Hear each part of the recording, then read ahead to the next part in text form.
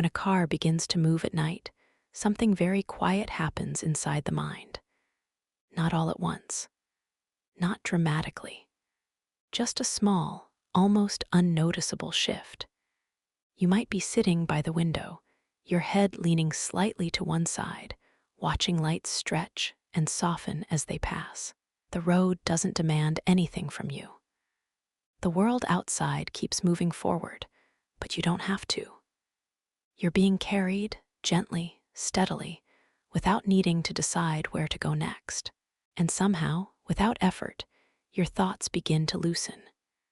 This happens so often that we rarely stop to wonder about it. Why sleep feels closer in a moving car. Why eyelids grow heavy on buses and trains. Why the mind, which can feel so restless at night, begins to quiet when motion takes over. It's not boredom, and it's not exhaustion alone. It's something deeper, something older. As the vehicle continues forward, your body starts to notice patterns. The low, constant sound of the engine, the soft vibration beneath you, the predictable rhythm of motion that doesn't change suddenly or ask questions. Your brain, always listening in the background, recognizes this steadiness. Nothing unexpected is happening. Nothing needs immediate attention. And that realization matters more than we think. Before we go further, just allow yourself to settle into however you're listening right now. Maybe you're already in bed. Maybe you're on a couch, or lying on the floor, or listening through headphones in a quiet room. You might be hearing this late at night, or in the early hours when the world feels paused. You might be listening from a city that never fully sleeps, or from somewhere much quieter, where even the roads outside have gone still. Wherever you are, there's no need to adjust anything right now. Just noticing is enough. Motion has a way of telling the brain a story. A very simple one. Something like this: you are moving, but you are not responsible for the movement. That distinction is important. When you walk, your brain stays alert. It monitors balance, direction, obstacles, timing. When you drive, it stays even more awake, constantly predicting what comes next. But when you're a passenger, when motion happens around you instead of because of you, much of that work is no longer necessary. The brain notices this absence of responsibility, and it responds. Think about how different it feels to sit in the front seat of a car versus the back, or to stand on a train platform compared to sitting once the train starts moving. The moment you're no longer in charge, the moment the path is decided for you, a quiet permission appears. Permission to soften, permission to drift. This isn't accidental, it's learned. Long before cars and buses existed, movement meant something very specific to the human nervous system. Being carried meant safety. Being part of a group on the move meant protection, warmth, continuity. It meant you weren't alone and you weren't exposed. That memory never left us. It still lives quietly in the background, waiting for the right conditions to return. So when a vehicle begins to move smoothly through the night, when nothing sudden interrupts the rhythm, that old understanding surfaces again. The world is moving. You are included in it, and for now, nothing is required of you. Your eyes may still be open, watching shadows slide across walls or streetlights, blink past in slow intervals. Or they may already be closing, not because you decided to sleep, but because the idea of staying alert no longer feels necessary. The brain is very good at conserving energy. When it senses that the environment is predictable, it begins to power down certain systems. Not all at once, just gradually, thought by thought, muscle by muscle. This is why the drowsiness that comes in moving vehicles feels different from ordinary tiredness. It's softer, less urgent, more like a gentle suggestion than a demand. And as the journey continues, as the motion remains steady and unbroken, that suggestion grows quieter, deeper, and easier to follow. In the next stretch of this story, we'll begin to look at why motion itself sends such a strong signal of safety to the brain, and how the simple act of being carried can calm systems that are usually busy all day long. That sense of safety doesn't arrive suddenly.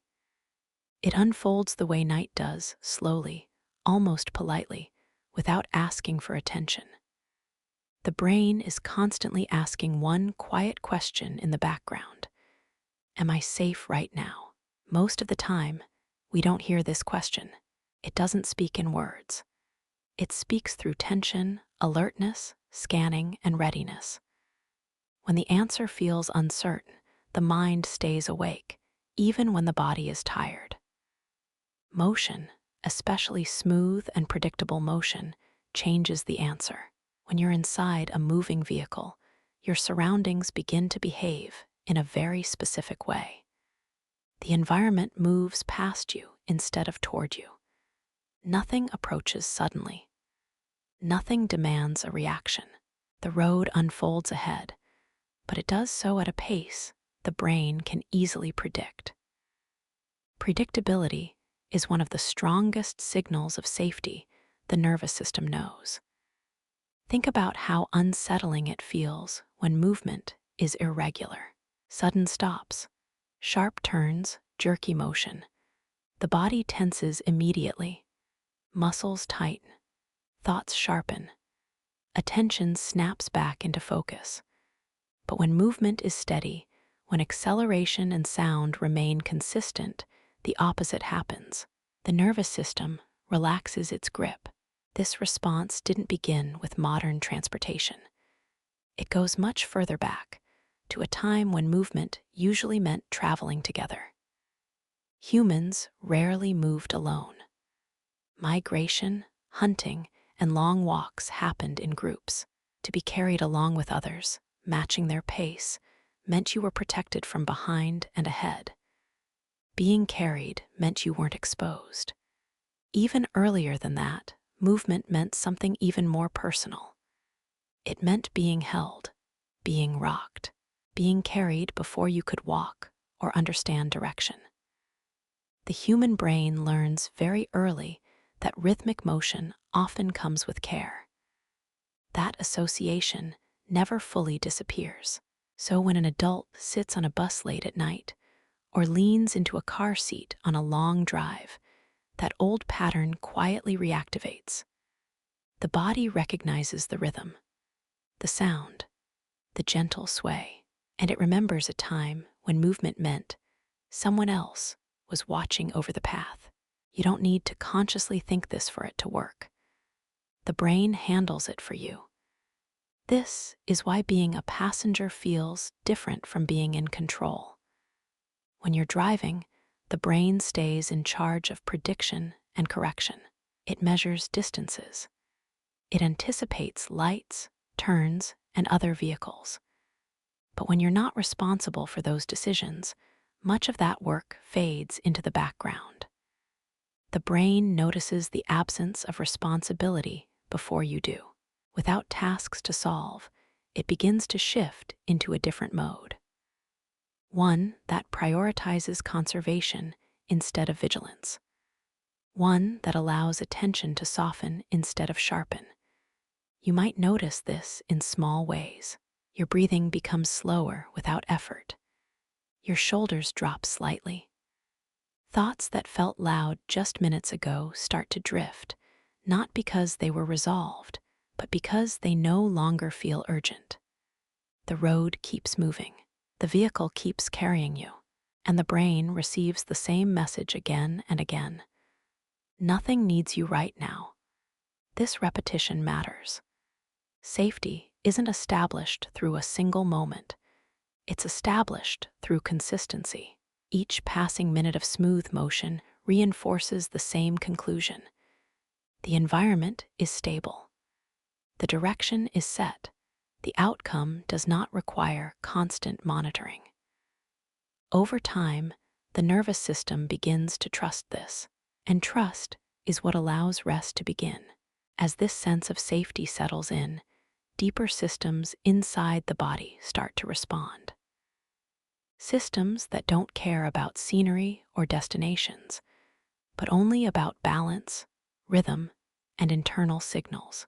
That's where the quiet biological changes begin to take shape, and where motion starts to influence the body in ways we don't usually notice. Once that quiet sense of safety settles in, the body begins to change its priorities. Most of the day, the nervous system leans toward readiness. It keeps muscles slightly tense. It keeps the mind alert. It stays prepared for small challenges, decisions, and interruptions. Even when nothing dramatic is happening, there's a low level of effort involved in simply being awake in the world. But the moment the brain decides that vigilance is no longer necessary, another system begins to take the lead. This shift doesn't announce itself. It doesn't flip a switch. It arrives gradually, through small physiological adjustments that are easy to miss unless you're looking for them. One of the first things to soften is muscle tone. Not enough to notice consciously, but enough that the body feels heavier against the seat. The weight of your arms becomes more apparent. The pressure where your back meets the chair feels more evenly distributed. The body is no longer preparing to move at a moment's notice. Breathing follows this change. Without any instruction, it becomes slower and deeper. Not dramatically so, just enough that each breath carries a little more air and each exhale takes a little longer to complete. This is the nervous system shifting its balance. There are two broad modes the body moves between throughout the day. One prepares you for action. The other prepares you for rest, digestion, and repair. Most waking hours lean toward the first, even when we're sitting still. It's the mode that keeps attention sharp and reactions fast. Gentle motion nudges the body toward the second. The steady vibration of a moving vehicle, combined with predictable sound and direction, sends a continuous signal that nothing urgent is required. Over time, this signal outweighs the need for alertness. The body begins to favor calm over readiness. You might notice that your thoughts start to slow, but not in a forced way. They don't stop completely. They just lose their edge. Ideas become less connected to action and more like passing impressions. Fragments rather than plans. This is why falling asleep in a moving vehicle often feels effortless. You're not trying to sleep. The body is simply following the conditions it's been given. It's also why the same tiredness doesn't appear when motion is unpredictable.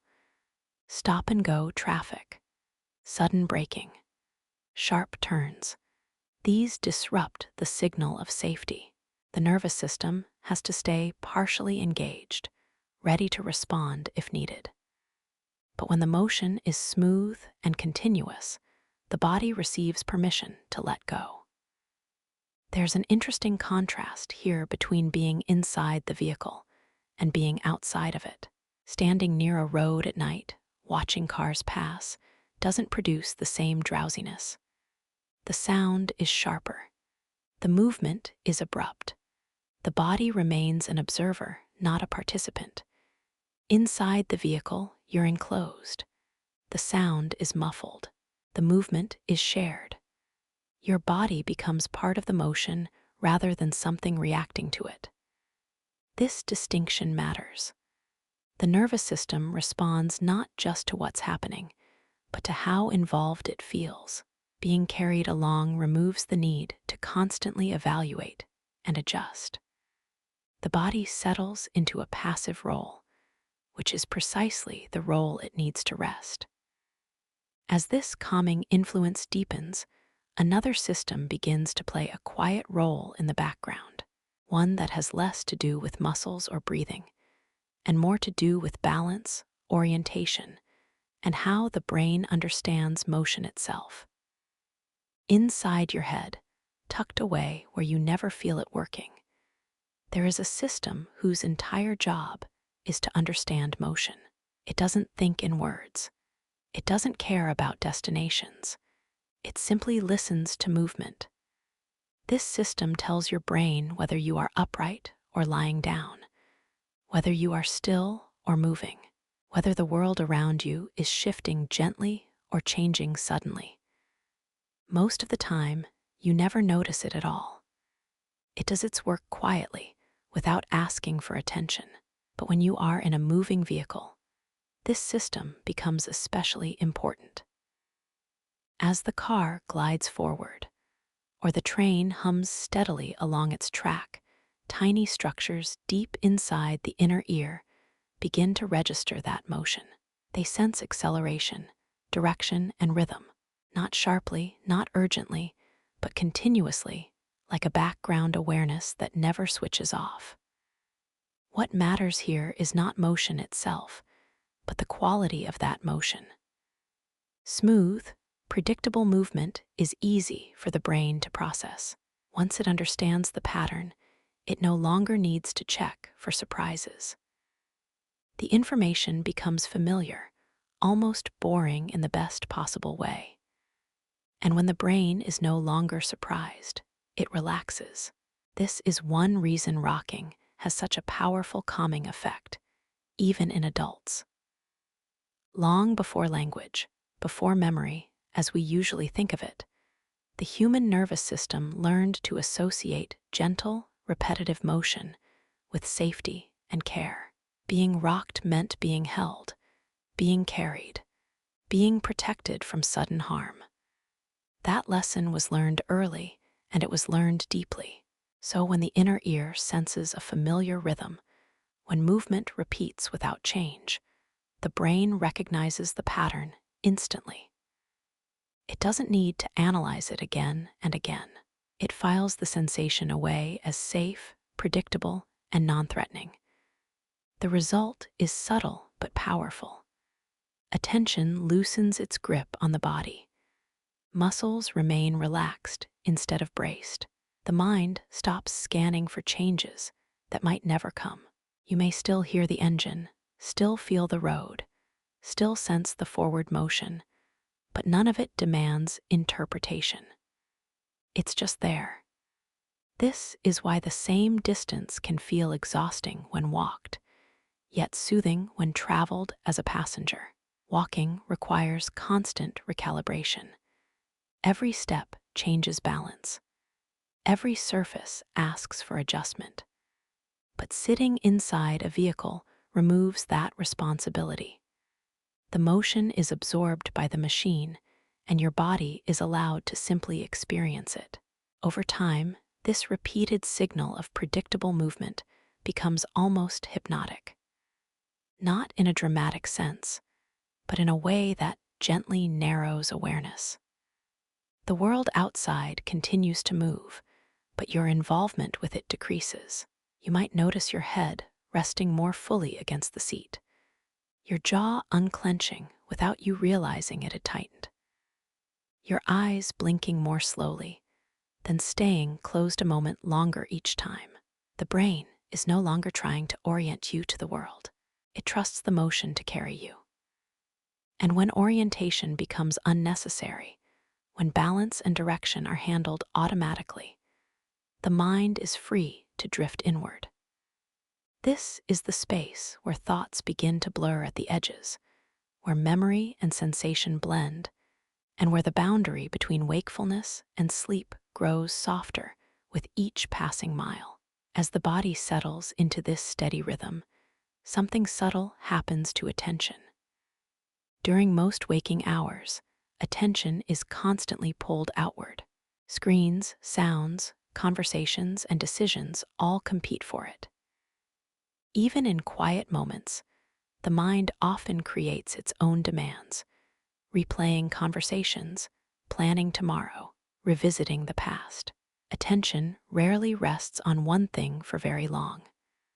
Motion changes this balance. When the world moves past you at a steady pace, attention has fewer places to land. There is nothing specific to focus on for long.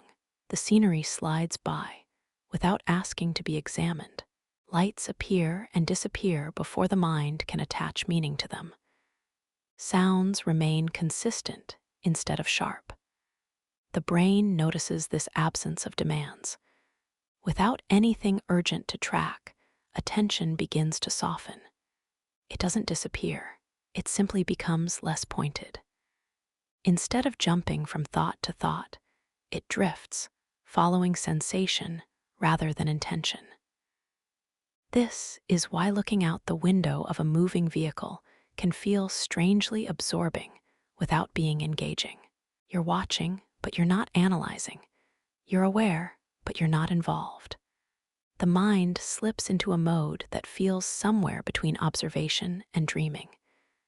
This state is especially noticeable at night. Darkness reduces visual detail.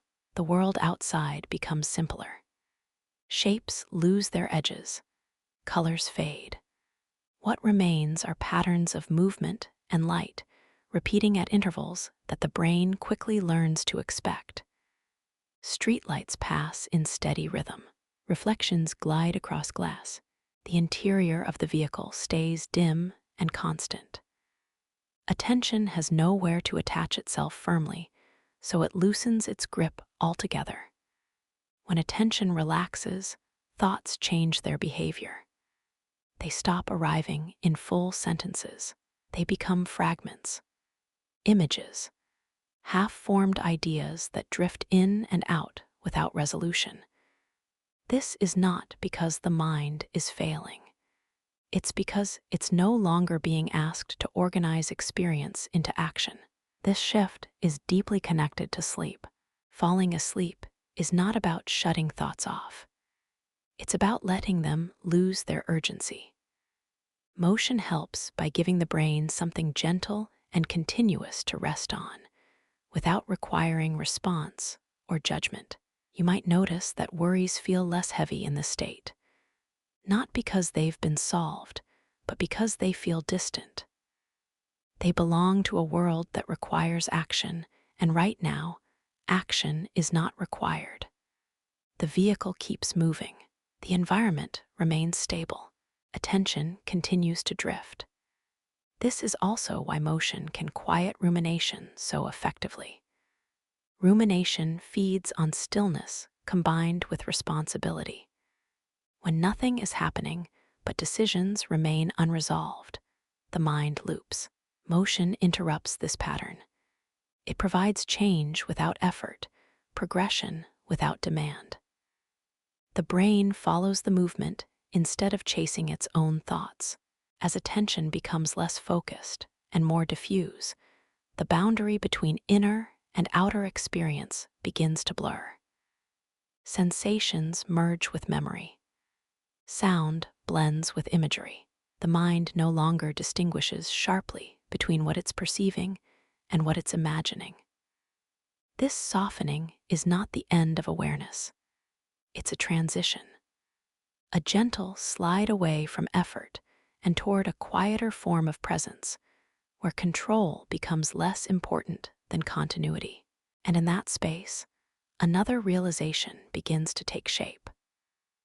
One that has less to do with motion itself and more to do with what it means to no longer be in charge of the journey. There is a particular kind of relief that comes from not having to steer. It's easy to overlook because it's so rare in everyday life. Most waking moments are filled with small decisions: where to go next, what to respond to, what needs attention. Even rest often feels planned, monitored, measured, but being a passenger changes that dynamic completely. When you sit inside a moving vehicle and allow yourself to be carried, you are placed into a role that requires nothing from you. The route has been chosen. The speed is set. The responsibility for what happens next belongs elsewhere. The body recognizes this immediately. There is a subtle easing that comes from letting go of control, even when you didn't realize you were holding it. Muscles that usually stay ready for action soften. The mind releases its quiet grip on the future. You are no longer managing time. You are simply moving through it. This feeling is not dramatic. It doesn't arrive as a wave. It feels more like a quiet exhale that you didn't know you were holding. Being driven, rather than driving, allows the brain to step out of its usual role as overseer. It no longer needs to monitor speed, distance, or danger. The systems responsible for prediction and correction begin to rest because they are no longer required. This absence of control is not experienced as loss. It's experienced as safety. There is trust embedded in this state. Trust that the path is being handled. Trust that the motion will continue smoothly. Trust that nothing urgent depends on your input right now. Even when this trust is unconscious, it shapes the body's response. Think about how different it feels to sit in the back seat compared to the front, or to ride as a passenger on a long train journey instead of navigating unfamiliar streets on foot. The farther you are from control, the deeper the sense of release becomes. This release is one of the quiet gateways into sleep. Sleep requires surrender, not in a dramatic way, but in a subtle one. It requires the mind to stop managing the future, stop replaying the past, and stop preparing for immediate action. Motion inside a vehicle offers a rare opportunity to practice this surrender without risk. You are still moving. Time is still passing, but you don't have to do anything about it. That combination is powerful. For many people, this is why sleep comes more easily on long journeys. The mind isn't fighting stillness. It's being gently carried forward, moment by moment, without needing to intervene. As control fades, another change begins to occur. The sense of time itself starts to shift. Minutes blend together. The journey feels both long and short at the same time. Memory loosens its hold, and awareness becomes less anchored to specific moments. This soft distortion of time is not a side effect. It's part of the transition. It signals that the mind is moving away from its daytime mode of tracking and toward a quieter, more fluid state. One where repetition feels comforting rather than dull, and familiarity becomes a kind of cushion. And as this familiarity deepens, the brain begins to draw on memory itself, using repetition and recognition to further reinforce the feeling that everything is as it should be. As motion continues, the brain begins to lean on something it trusts deeply: familiarity. The routes taken by buses, trains, and cars often repeat themselves. The same roads, the same turns, the same stretches of darkness, broken by light. Even when you're not consciously aware of it, the brain recognizes these patterns and files them away. This recognition carries a quiet message: I've been here before. Nothing went wrong last time. Memory doesn't always appear as images or stories. Often, it shows up as a feeling, a sense of ease, a lack of urgency. When the brain encounters something familiar, it reduces the amount of attention it allocates to it. Familiarity lowers the need for monitoring. This is one reason long commutes can feel strangely dreamlike. After enough repetition, the brain stops tracking each moment individually. Instead of recording details, it allows them to blur together. Time becomes less segmented. One stretch of road blends into the next. The journey feels shorter than it is, or sometimes longer, but always softer. This blurring is helpful for sleep. Sleep thrives in environments that feel known.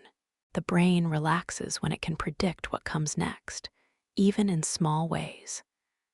Each familiar sound, each expected vibration, reinforces the idea that the world is stable. The same engine tone, the same gentle sway, the same spacing between lights. Over time, these repeated signals become a kind of background reassurance. They don't demand attention. They offer continuity. You may notice that your mind begins to drift toward memories during this state. Not intense recollections, but fragments, places you've been, journeys you've taken before, moments that don't need to be examined closely. These memories don't interrupt the calm. They blend into it. The brain uses memory here not to plan or analyze, but to confirm safety. Familiar experiences require less energy to process. They allow the mind to stay partially disengaged without feeling vulnerable. This is why even unfamiliar routes can become soothing after a short time. Once the pattern of motion establishes itself, the specifics matter less. The brain stops caring where you are and focuses instead on how consistent the movement feels. Repetition becomes a signal that nothing unexpected is about to happen. As this signal repeats, awareness continues to narrow. Thoughts lose their sharp edges. Sensations feel less separate from one another. The line between attention and imagination grows thinner. This is not forgetfulness. It's a gentle reorganization of experience. Memory steps back from the foreground and allows the present moment to flow without commentary. The brain no longer needs to store each second distinctly. It trusts the rhythm to continue. And as this trust deepens, the body becomes more receptive to another influence that quietly works alongside motion. One that has been waiting all evening, growing stronger as night settles in. By the time night arrives, the body is already changing in ways we rarely notice. Light fades, sounds soften. The world offers fewer signals that demand response. Long before sleep begins, internal systems start preparing for it, adjusting temperature, chemistry, and attention in small, gradual steps. Motion at night meets the body halfway. When a vehicle moves through darkness, the brain receives a combination of cues that reinforce one another. The steady rhythm of movement continues. The environment remains predictable. And now, the absence of daylight removes one of the strongest signals for alertness. Vision becomes less dominant. The eyes no longer deliver sharp detail to the brain. Instead, they offer broad shapes, dim contrasts, and slow changes. This reduction in visual information lowers the need for constant interpretation. The brain responds by turning inward. At the same time, internal clocks that track time of day begin to favor rest. These clocks don't care about schedules or destinations. They respond to light, routine, and consistency. Nighttime motion fits neatly into this pattern. It doesn't interrupt it. It supports it.